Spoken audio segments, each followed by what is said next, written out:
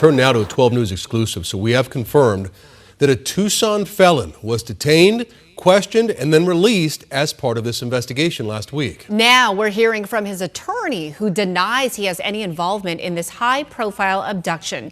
12 News journalist Sean Rice has been tracking this FBI lead for multiple days now. Sean, what did you learn? Well, it's interesting. The Pima County Sheriff's Office and the FBI will not publicly name any person of interest or suspects in the Nancy Guthrie case. And I've spent the last several days working to learn who exactly was questioned at a home in the Catalina Foothills area this past Friday. That's when investigators served a search warrant on a home that's just 2 miles away from Nancy Guthrie's own home. We can now report the person they were interviewing is 37-year-old Luke Daley. Now, this is a statement from Daley's defense attorney. He represents him in multiple criminal cases. His name is Chris Scalepi. He said, quote, "Scalepi Law can confirm that Luke Daley was the subject of 2 search warrants issued and served on February 13th, 2026.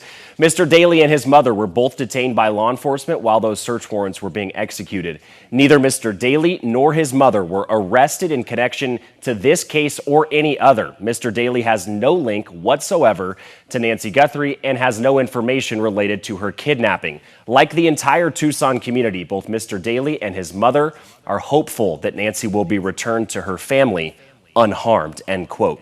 Now, video from the scene shows where these 2 search warrants were served. One was Daley's home. He lives there with his 77-year-old mother. There was also a scene at a Range Rover at a nearby Culver's, just a couple of miles away from both homes. Sheriff Chris Nanos tells 12 News in the interview we had with him yesterday that they presented evidence to a federal judge. They got both search warrants. They processed both scenes, not only in search of any potential suspects, but also in search of Nancy herself. Nancy wasn't there. The person of interest gave us a statement, gave us his whatever the warrant was for, maybe petition for physical characteristics of buccal swabs or photos or finger. We got everything we needed, and he is set free.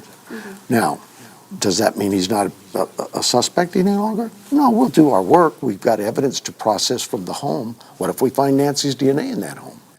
Now, Daley and his family members, as the sheriff mentioned, were all released after this multi-hour investigation from late Friday night into Saturday morning. Luke does have a criminal history. He was arrested back in 2022, later convicted of drug distribution charges. He was sentenced to 4 years on probation.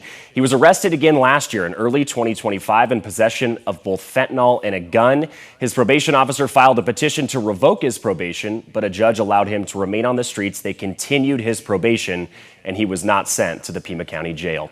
Now, because DNA evidence is likely going to be crucial in finding who took Nancy Guthrie, it's important to note that Daley's DNA profile could very well be in CODIS. That's the law enforcement database that stores DNA from people who have been convicted or DNA that may have been collected from a separate crime scene. Now, in the Guthrie case, there has been no positive DNA matches from any evidence collected in this case.